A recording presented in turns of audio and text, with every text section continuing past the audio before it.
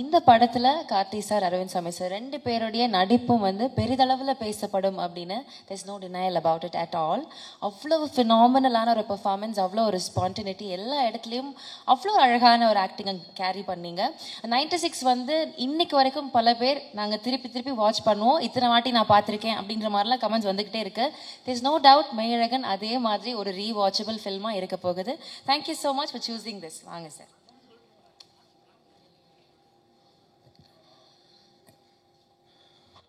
முதல்ல பத்திரிகை, தொலைக்காட்சி, ஊடக நண்பர்கள் எல்லாருக்கும் இந்த படத்தை புரிஞ்சுக்கிட்டு இந்த படத்தை பற்றி அத்தனை வரிகள், அத்தனை பாராட்டு வரிகள் எழுதி இந்த படத்தை கொண்டாடினவங்க எல்லாருக்கும் முதல்ல நன்றி. அதே சமயத்தில் உலகத்தில் எங்கேருந்தோ சின்ன சின்ன ஒரு மூலைகள் இருந்து இந்த படத்தை பற்றி, இந்த படத்தை ரசித்து இந்த படம் என்ன தாக்கத்தை அவங்க மேலே ஏற்படுத்தியிருக்குன்னு தொடர்ந்து ஒரு மீம்ஸாகவும் பதிவுகளாகவும் ரீல்ஸாகவும் போட்டுகிட்டே இருக்கிற தமிழ் சினிமாவின் ரசிகர்கள் உங்கள் எல்லாருக்கும் இந்த தருணத்தில் நான் நன்றி சொல்லிக்கிறேன். தனித்தனியாக நன்றி சொல்ல முடியல, ஆனால் அவ்வளோ பேர் இந்த படத்தை பாராட்டியிருக்கீங்க, புரிஞ்சுக்கிட்டு இருந்திருக்கீங்கிறதுக்கு ரொம்ப நன்றி. இந்த படம் ஒத்துக்கிறதுக்கு மிகப்பெரிய ரீசன் என்னென்னா, இதுக்கு முன்னாடி தமிழ் சினிமாவில் அருமையான படங்களை நமக்கு கொடுத்த முக்கியமான இயக்குநர்களும் நடிகர்களுக்கும் நான் நன்றி சொல்லி ஆகணும். Balachander sir, K Viswanath sir, Balu Mahendra sir, Mahendran sir, Kamal sir, அவங்களாம் நம்ம சின்ன வயசில் அவங்க வந்து வெறும் உறவுகளை வச்சு கதைகள் பண்ணி அதை ரசிக்க வச்சு அதை நீங்கள் தூங்க விடாமல் பண்ணியிருக்காங்க. அந்த மாதிரி படங்கள் நமக்கு கிடைக்காதான்னு ஏங்குறப்போ அப்படி ஒருத்தர் கதை எழுதியிருக்காரு. அந்த கதையை எப்படி மிஸ் பண்ணுறது? எனக்கு மெட்ராஸ் வெற்றி விழாவில் வந்து பத்திரிகையில் இருக்கிற எல்லாரும் நான் சந்திச்சப்போ ஞாபகம் இருக்குது. நல்ல படங்களாக தேர்ந்தெடுத்து பண்ணுங்கள், நீங்கள் பருத்தி வீரனில் ஸ்டார்ட் பண்ணியிருக்கீங்க, நீங்கள் பொழுதுபோக்கு படம் பண்ணுங்கள், ஆனால் நல்ல படங்கள் தேர்ந்து பண்ணீங்கன்னு எனக்கு சொல்லியிருந்தீங்க. நான் மறக்கவே மாட்டேன். அதுலேருந்து நான் என்னுடைய பாதையும் நான் தேர்ந்தெடுத்த படங்களும் உங்களுக்கு தெரியும்.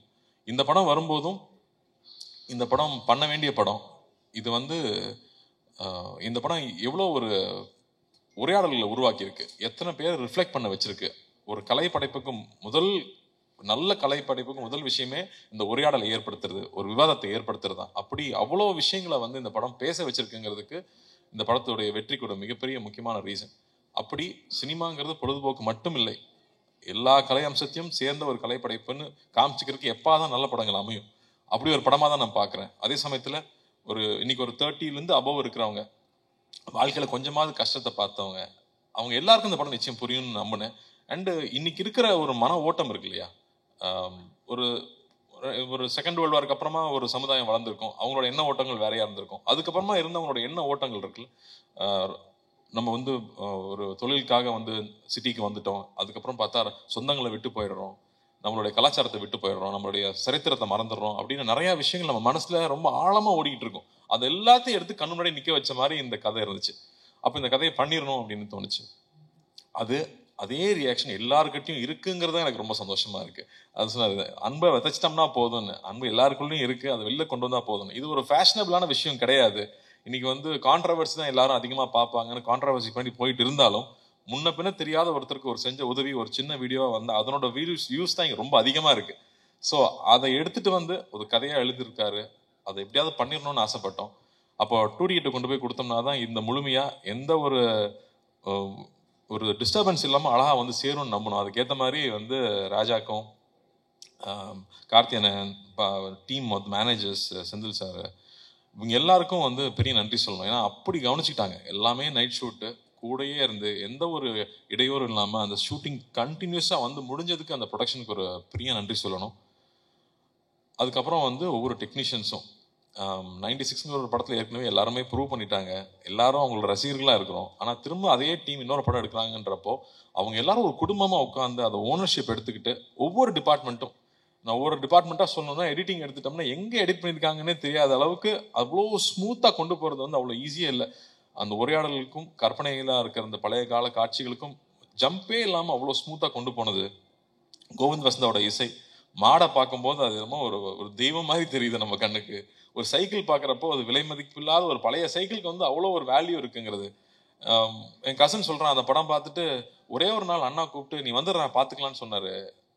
நான் ரியலைஸ் பண்ணதே இல்லை அந்த மோமெண்ட்டை, எப்போ என் வாழ்க்கை மாறுச்சுன்னு நான் ரியலைஸ் பண்ணவே இல்லை. ஆனால் அந்த ஒரு ஃபோன் கால் என் வாழ்க்கையை மாற்றுச்சு.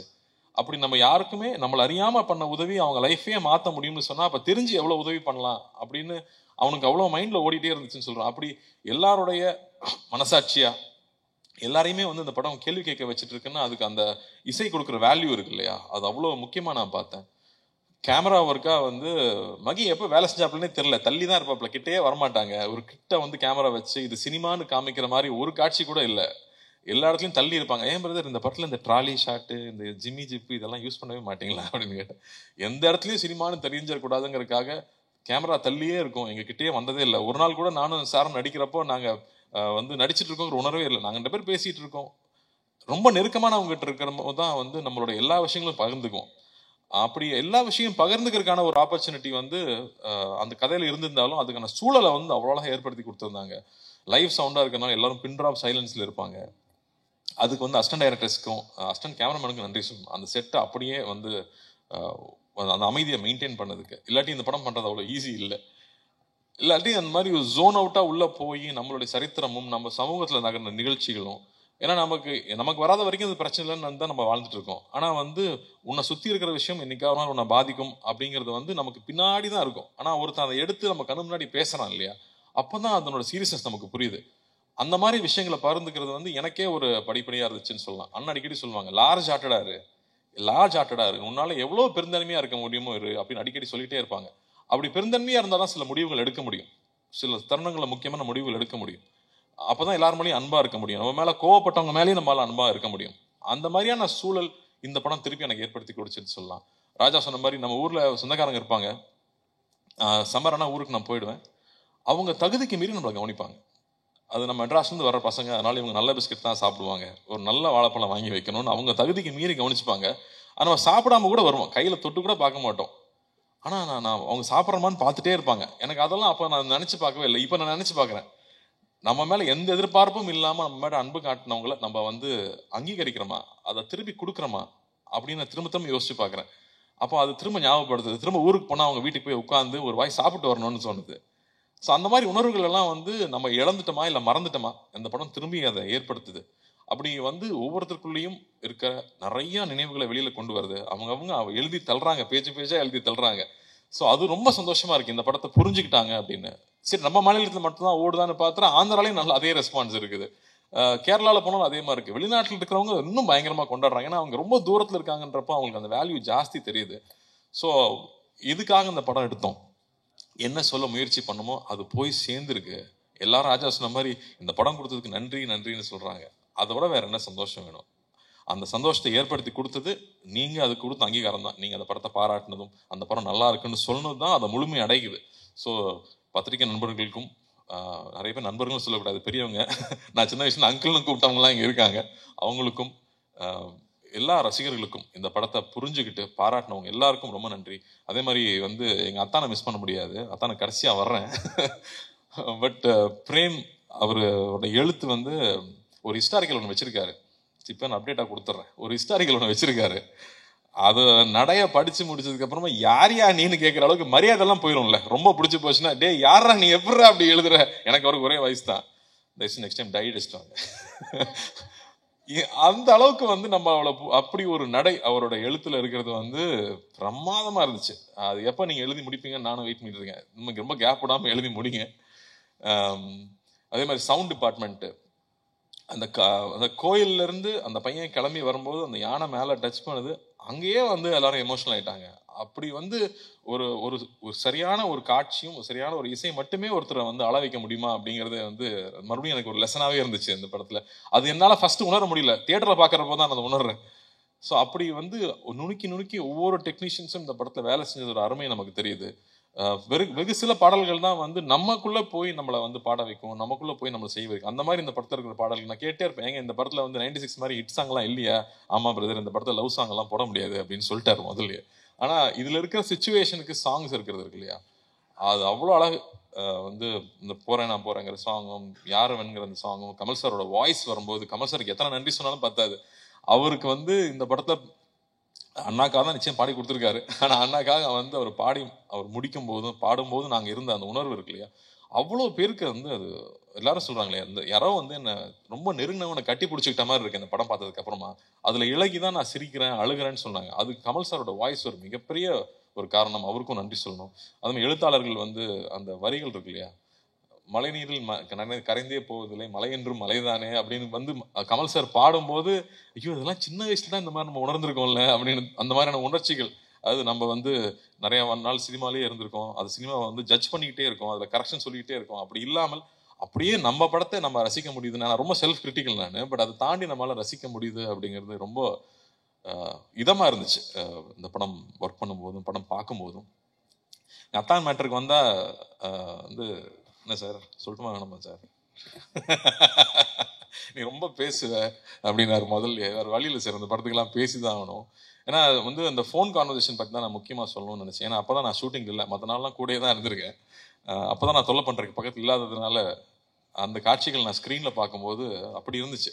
இங்கே எல்லாரும் சொல்லிட்டு இருந்தாங்க, ஒரு ட்ரூ கலர் போட்டால் நம்பரை கண்டுபிடிச்சலாமே. நம்பர் கண்டுபிடிக்கிறது இந்த கதை கிடையாது, அது கிடையாது. என் மேலே இவ்வளோ அன்பாக இருக்கான், எனக்கு அவனை தெரியல, அதை நான் மறைச்சிருந்திருக்கேன். அப்போ நான் எவ்வளோ ஒரு தப்பானவன், நான் எவ்வளோ வந்து எனக்கு வந்து நான் ஒரு தப்பு செஞ்சுருக்கேன். அந்த தப்பை நான் அவங்ககிட்ட சொல்லி மன்னிப்பு கேட்கணும்னு நினைக்கிறதா இதில் அந்த இருக்கிற அந்த ஒரு பெரிய விஷயமா நான் பார்க்குறேன். டக்குன்னு நம்பர் தெரிஞ்சுட்டேன், எனக்கு தெரியுண்டா அப்படின்னு சொல்கிறது கிடையாது. நான் மன்னிச்சிரு, நான் தப்பு பண்ணிட்டேன், நான் மோசமானவன், எனக்கு உன்னை தெரியல அப்படின்னு சொல்கிறது ஒரு உண்மை இருக்கு இல்லையா? அது அந்த கண்ணில் பார்த்தேன், அந்த ஒவ்வொரு வார்த்தை சொல்லும் போதும் பார்த்தேன். அது வந்து பிரமாதமாக இருந்துச்சு. சார்கிட்ட நான் சொன்னேன், சார் சான்ஸே இல்லை சார், அப்பப்பா அப்படின்ட்டாரு ஒரே செகண்டில். ஆனால் அது வந்து அந்த உண்மை இருக்குல்ல, அவ்வளோ நேர்மையாக இருந்தால் தான் அதை சொல்ல முடியும்னு எனக்கு தோணுச்சு. அப்படி அவர் சொன்ன விஷயம் இருக்கு இல்லையா, அது எவ்வளோ பேருக்கு புரிஞ்சுதுன்னு தெரியல. அது வந்து ரொம்ப ஈஸி இல்லை, எனக்கு கண்டுபிடிச்ச நம்பர் யாராவது கேட்டு சொல்கிறது இல்லை, எனக்கு ஒன்று தெரியல, நான் அதுக்கு அசிங்கப்படுறேன் அப்படின்னு சொல்லிட்டு சொல்கிற அந்த நேர்மை வந்து அவர் கண்ணில் அப்படியே இருந்துச்சு. அதுக்கப்புறமா பேச பேச டே தாங்க முடியலடா சொல்லி தொடடாங்கிறப்போ அந்த உரிமையும் இருந்துச்சு. அதான் சொல்லிட்டு இருந்தாங்க, போட்டி போட்டு நடிச்சிருக்காங்க 2 பேரும். போட்டியெல்லாம் போடலை, அது வந்து அவ்வளோ சந்தோஷமாக நான் என்ஜாய் பண்ணி 2 பேரும் சேர்ந்து ஒவ்வொரு நாளும் பேசி பேசி ரசித்து ஒர்க் பண்ணோம். ஸோ வந்து சாருக்கெலாம் தேங்க்லாம் சொல்லிட முடியாது, அடிக்கடி போய் தொலை பண்ணிகிட்டே தான் இருப்போம் நாங்கள் தொடர்ந்து. பட் ரொம்ப அருமையாக இருந்துச்சு சார், நான் அவ்வளோ ரசித்து பார்த்தேன் அந்த காட்சிகளை. அதே மாதிரி இவன் யாருன்னு தெரியாமல் இருக்கும்போது ஒரு விஷயம் இருக்கும், அது புக்கில் கூட அவர் அப்படி எழுதலை, உங்களுக்கு அந்த கிரெடிட் கிடையாது. அருள்மொழியை வந்து நீங்கள் அப்படி எழுதலை, அதை எங்கள் அத்தான் தான் அப்படி ஆக்கியிருக்காரு. அதை வந்து பல மடங்கு மேலே எடுத்துகிட்டு போனது வந்து எங்கள் அத்தான் தான். அவ்வளோ பியூட்டிஃபுல்லாக அதை லேயர் லேயராக புரிஞ்சுக்கிட்டு இந்த கேரக்டர் எப்படி இருக்கணும். அவர் வந்து ஒரு சர்ஃபேஸ் லெவலில் அவன் வந்து ஒரு மரம் மாதிரி தான் எழுதியிருந்தார். எல்லா உணர்ச்சிகளும் அற்றுப்போன ஒரு மரம் மாதிரி தான் அந்த கதாபாத்திரத்தை எழுதியிருந்தார். அப்படி இல்லாமல் அது உணர்ச்சி பூர்வமாக வந்து அது ஃபஸ்ட்டு எப்போ ஓப்பன் ஆச்சுன்னு எனக்கு ஞாபகம் இருக்குது. யார் ஃபஸ்ட்டு குளிச்சுட்டு வராங்கன்னு பார்ப்போமா அப்படின்னாரு. நான் ஃபஸ்ட்டு ஆடி போயிட்டேன், இப்படி இல்லையே அப்படி எழுதலையே அப்படின்னு. அப்போதான் வந்து திரும்ப எனக்கு நாங்கள் ஊருக்கு போனால் எப்படி இருப்போமோ அப்போ வந்து எப்படி ஒருத்தன் இழகிறான் அப்படிங்கிறத வந்து அவர் மைண்டில் வச்சுக்கிட்டு ஸ்டேஜ் பை ஸ்டேஜ் அவர் கொஞ்சம் கொஞ்சமாக அதுல இருந்து வெளியே வந்திருப்பார். இல்லை நான் சொல்லி தான் ஆக முடியாது, இவ்வளோ பேர் இருக்காங்களே, நான் சொல்லி தான் ஆகணும், வேற எப்போ சொல்றது? ஸோ பியூட்டிஃபுல்லாக பண்ணியிருந்தீங்க sir, love you sir. And இந்த தருணத்தில் எனக்கு இவ்வளோ நேரம் டைம் கொடுத்து பேச அனுமதிச்சேன் உங்களுக்கும் ரொம்ப ரொம்ப ரொம்ப நன்றி. நிறையா மிஸ் பண்ணுறேன்னா அப்படின்னு யோசிக்கிறேன். சக்தி இன்னொரு பேச்சாளர் எங்களுக்கு ரெடி ஆகிட்டார் இண்டஸ்ட்ரிக்கு.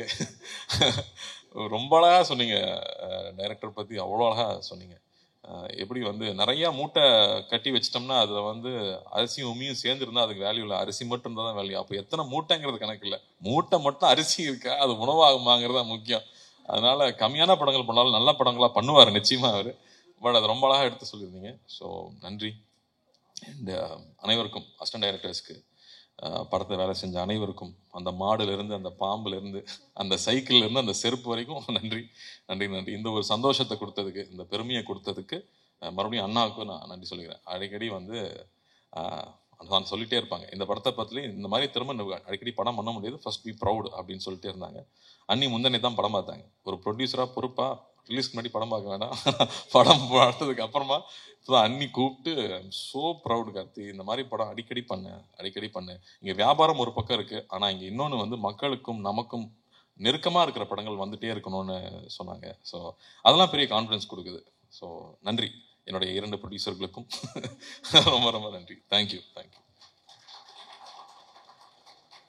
Thank you so much sir.